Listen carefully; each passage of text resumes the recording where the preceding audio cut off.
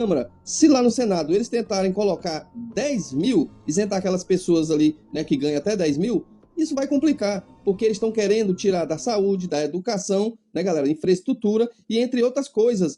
Se vai colocar de 10 mil, tem que cobrar o quê? Um exemplo, mais de quem recebe mais. E eles vão querer? O negócio tá complicado, né, galera?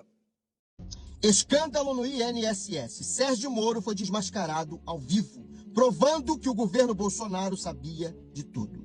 Foi um verdadeiro acerto de contas. Sérgio Moro, cara a cara, sendo confrontado diante de todos. E veio a pergunta, por que quando ele era ministro da Justiça, não fez nada diante das denúncias de irregularidades no INSS? Ele tentou dizer que descredenciou 4 entidades, mas aí veio a pergunta fatal. E os 400 milhões de reais desviados? Ressarciu os aposentados?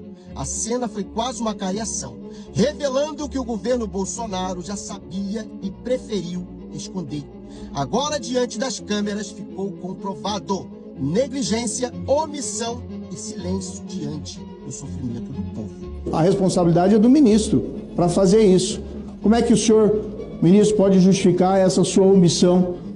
Vossa Excelência não entende que tem uma responsabilidade, que Vossa Excelência falhou na condução desse trabalho? Esse trabalho que a CGU desenvolveu com a Polícia Federal, senador Sérgio Moro, é um trabalho que podia ter sido desenvolvido durante a sua gestão como ministro da Justiça, porque o senhor também recebeu denúncias sobre isso. Ministro, quando eu recebi essa notícia, o presidente do INSS... Infelizmente, o senhor não encaminhou para a Polícia Federal nem para a CGU. Ministro... Esse é o fato. Nós investigamos e fizemos o nosso trabalho. É isso que aconteceu durante a minha gestão na CGU. Ministro, nós fomos comunicados de reclamações dos consumidores. Assim que foi comunicado, foi descredenciadas 4 entidades. Ressarciram os aposentados? 400 milhões de reais. 400 milhões de reais, senador Sérgio Moro. Ressarciram os aposentados dessas 4 entidades que vocês suspenderam? Ministro, não. Para encerrar, ministro, por favor. Receberam? Gente, já comenta, já compartilha. Todos precisam saber. Ele ficou cara a cara, ficou em silêncio. Não teve o que falar, não tinha resposta. Porque ele simplesmente negligenciou. E aí, os nossos aposentados tiveram suas contas praticamente roubadas. Então, gente, compartilha para todos saberem que o governo Bolsonaro sabia e não fez nada. Galera, isso aqui é o que eu chamo de lapada no focinho. O ministro da CGU, Vinícius Marques, está jantando praticamente todos os bolsonaristas na CPMI do INSS. Mas essa lapada no Marcel Van Hatten foi épica. Vou trazer aqui um momento para vocês, vou pedir que deixem um comentário para engajar, deixa a curtida, compartilhe o vídeo e se gosta do conteúdo que eu produzo do enfrentamento contra os vigaristas intelectuais, psicopatas hospedados na política brasileira, quem puder e quiser contribuir, a chave é essa aqui, qualquer apoio será muito bem-vindo. Agora fica com essa lapada. Não, senhor ministro, o andar de baixo fez o serviço certo. Aliás, a Eliane deveria estar sentada na sua cadeira, ela deveria ser a ministra. E o senhor, se tiver sorte, volta apenas para casa, porque deveria, na verdade, ir para outro lugar pela sua omissão, prevaricação e possível conivência. Muito obrigado, senhor presidente. Vinícius, sem nenhuma prova, sem nenhum indício sobre um comportamento inadequado meu e sem saber o que o Código Penal fala sobre prevaricação, inclusive no artigo 319. Mas parece que a estratégia é tentar me intimidar, parece que a estratégia é tentar fazer com que a CGU talvez não tivesse feito nada, né? Parece que a estratégia é tentar fazer com que a CGU não venha aqui e fale de uma contradição imensa no discurso do deputado Marcel Van Hatten. Imensa. Porque se eu prevariquei, tendo estimulado a minha equipe a fazer a investigação, se eu prevariquei quando a minha equipe decidiu que o melhor caminho era a investigação junto com a Polícia Federal, e eu falei, vão adiante, façam a investigação e o processo administrativo de responsabilização vai ser aberto depois da operação com a Polícia Federal, porque era uma investigação que estava em sigilo. Essa foi a estratégia da minha equipe. Eu não estou passando nada para baixo. Eu assumo totalmente a minha responsabilidade como ministro da CGU e eu sei que todos os dados, deputado Marcel, que aparecem aqui do trabalho da CGU, 63% de aumento de visita do Portal da Transparência se deve ao nosso trabalho. 1,25 bilhão de reais de economia por meio de uso de inteligência artificial nos contratos de licitação nesse país são por conta do trabalho da CGU. Foi a CGU, a equipe técnica da CGU, que o senhor tanto elogia e merece mesmo elogio, que descobriu a fraude da carteira de vacinação do presidente Jair Bolsonaro Isso permitiu com que o Dr. Mauro Cid fosse preso e a delação dele gerasse o que gerou. Porque é a mesma equipe técnica da CGU. É a mesma equipe técnica e eu agradeço... Presidente, essa posição política do presidente tem a ver com senhores. Olha, o senhor está mostrando que o senhor é... O ministro praticamente chamou o deputado Marcel Van Hatten de burro sem precisar xingá-lo. Mas o que me impressiona é que vários ministros do governo do presidente Lula são convocados e eles não dão desculpas. Eles vão. Mas os ministros de Bolsonaro, como Onyx Lorenzoni, o próprio Rogério Marinho e também o Paulo Guedes, ficam sempre dando um jeito para não prestar depoimento. Deixa nos comentários a sua opinião. Se gostou desse vídeo, curta, comente, compartilhe e aproveite para me seguir. Tamo junto. O avião de Lula teve que fazer um pouso de emergência. Pode ser teoria da conspiração, mas eu não acredito nessa excremento-direita. E no meio dessa gente, é claro que tem exceções, mas muitos deles valem menos do que o gato em terra. E você sabe que já tentaram mandar painho de arrasta outras vezes? Tanto na tentativa de golpe, como também naquele avião que ficou rodando não sei quantas vezes no ar, até conseguir pousar também numa outra intercorrência de outro voo que Paim tinha feito a trabalho. Desta vez estava no Pará, lá na ilha de Marajó, entregando diversas escolas, creches para aquela população, para tirar aquele povo do cativeiro, que você sabe que só a educação liberta um povo da miséria. E aí o que aconteceu, Painho vai te contar agora. Ontem à noite eu fui na Matriz. Eu fui agradecer a Nossa Senhora de Nazaré, porque ontem aconteceu um outro avião. Eu fui pegar o avião para a Ilha do Marajó. Para breve. E teve um problema no motor do avião. Um avião casa da Força Aérea Brasileira. E eu só tinha que agradecer a Deus, porque poderia ter tido problema quando eu estivesse no ar. E teve, quando eu estava em terra, ainda tivemos que descer do avião, com medo que o avião pegasse fogo, sabe? E aí nós fomos numa Brasília. Nossa Senhora protegeu a delegação, então. Eu fui de noite agradecer a Nossa Senhora. Ele até foi agradecer ontem Nossa Senhora de Nazaré na Basílica de Aparecida, porque sabe que foi mais um livramento, né? Mesmo com todas as medidas de segurança, nós sabemos com quem nós estamos lidando. É sempre bom ficar com o olho aberto e o outro também, até quando está dormindo, viu, pai? Tome muito cuidado, porque nós sabemos o que essa gente fez no verão passado. Ah, não, gente. O Carluxo, vulgo Tonho da Lua, filho do Bolsonaro, foi tentar defender o papai dele numa publicação de poucas horas atrás, 3, 4 horas atrás. Vou colocar a publicação aqui, gente.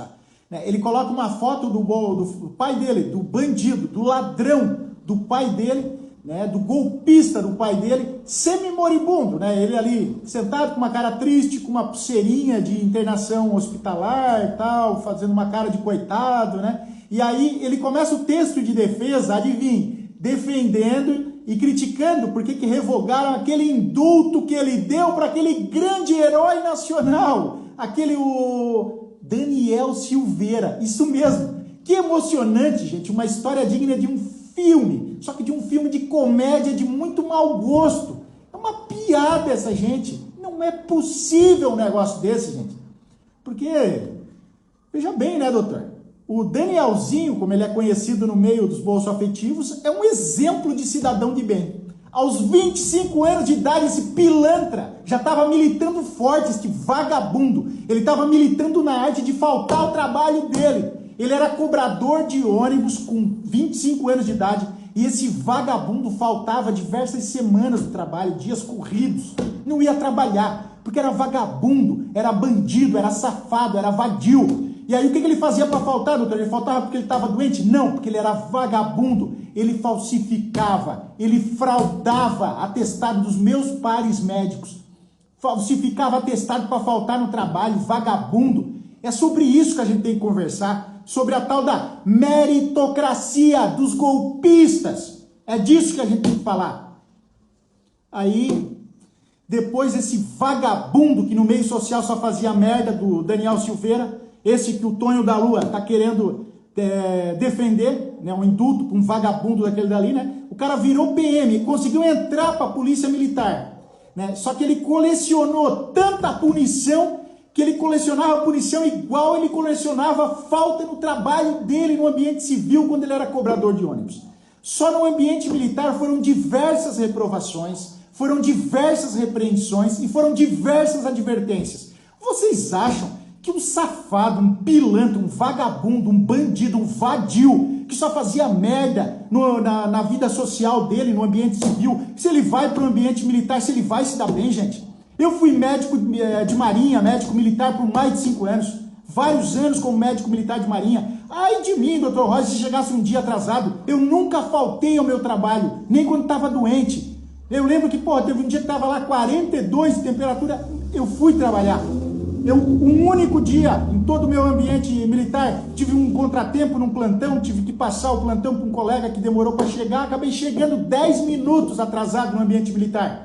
Interessa, tive que subir lá em cima e conversar com o 01, com o delegado. Eu era o 03, tinha uns 3 oficiais na OM, na organização militar que eu trabalhava. Eu era primeiro tenente, tinha um capitão tenente, que era o 02, e tinha um oficial superior, que seria o tal do 01, o delegado. Eu tive que ir lá me explicar para ele o porquê que eu cheguei 10 minutos atrasado. Então, vocês acham que um cara que é vagabundo, vadio, safado, falsificava atestado médico para faltar no trabalho no ambiente civil, ele vai se dar bem no ambiente militar? Vai dar merda, pô. E deu merda. Era um péssimo militar. Né? Então, assim, repito, diversas reprovações, diversas repreensões, diversas advertências no ambiente militar. Né, gente? Então, currículo invejável. Ah lá, bolso afetivo, literalmente. Mas calma lá que parada vai melhorar. Porque o cara participando daquelas mobilizações, paralisações dos golpistas, né, dos bolsos afetivos, né, ele pega uma plaquinha, sabe essas placas de rua aí? Ele pegou uma placa lá escrito Marielle Franco, quebrou a placa e levou a tiracolo.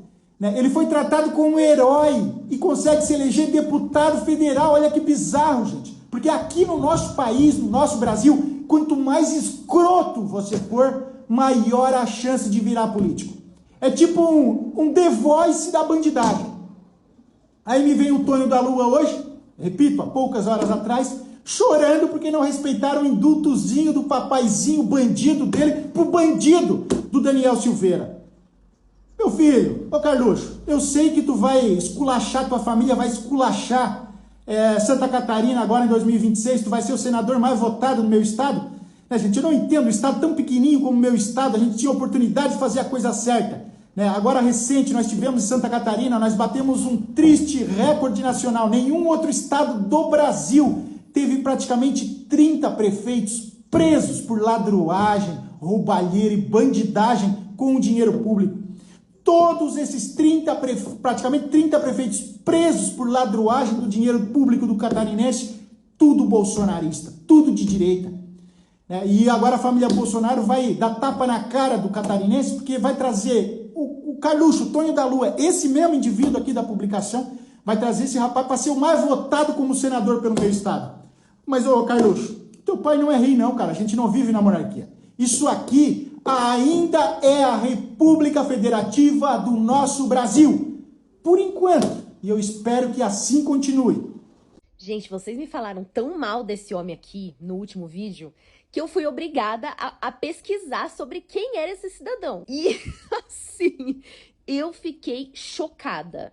Vou contar um pouco da história do cara pra vocês que eu pesquisei rapidamente no noticiário brasileiro. Primeiro, o cara ficou preso até 2005 por assalto, eu acho. Aí ele saiu da prisão e magicamente ele ficou rico. Aí, em 2010... ele era candidato a deputado federal e ele foi investigado de novo por envolvimento com o PCC. Perceba que tudo que esse cara toca vira investigação da polícia.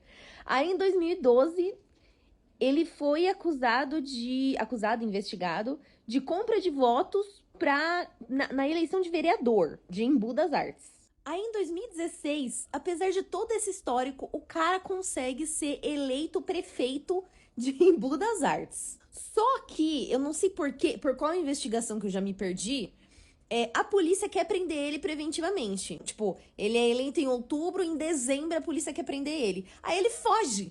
Aí ele fica, sei lá, 2 meses foragido. Ele mesmo não participa da nomeação dele como prefeito, porque ele tá fugindo da polícia. Aí depois ele volta e assume a prefeitura, porque não sei como ele consegue se safar da prisão preventiva. Aí, em 2018, quando ele era prefeito de Embu das Artes, ele começou a se investigar de novo por causa de fraude em licitação de uniforme e merenda escolar, alguma... Perceba, eu tô falando pra vocês, tudo que o cara toca vira uma investigação. Em 2020, ele já começa a abrir as asinhas dele e começa a nomear amigos dele. Um deles, inclusive, respondia processo junto com ele por envolvimento com o PCC. E ele lança 2 caras pra prefeito, campanha. Um em Itapecerica da Serra e o outro em Vargem Grande. Não sei se esses caras foram eleitos, pode ser que sim, porque um monte de gente me falou de prefeitos das suas cidades que tem envolvimento com esse cara, que são amigos e não sei o quê. E aí, em 2024, pra fechar com chave de ouro, eu sabia dessa história, mas não sabia que tinha esse cara por trás. Quer dizer, supostamente, né? Ninguém sabe. Mas... Tinha 2 prefeitos concorrendo na cidade de Taboão da Serra. Um que era amigo desse Ney e outro que não era. O que não era foi baleado. Sofreu um atentado, não sei o que lá, foi baleado. Simplesmente, o cara que fazia oposição ao amigo do Ney Santos foi... Gente do céu. Aí tem a irmã. Aí, olha, eu fiquei chocada, sinceramente, gente. E aí vai lá, apoia o Tarcísio e o Tarcísio acha a coisa mais natural do mundo. Ai, a direita brasileira, eu adoro.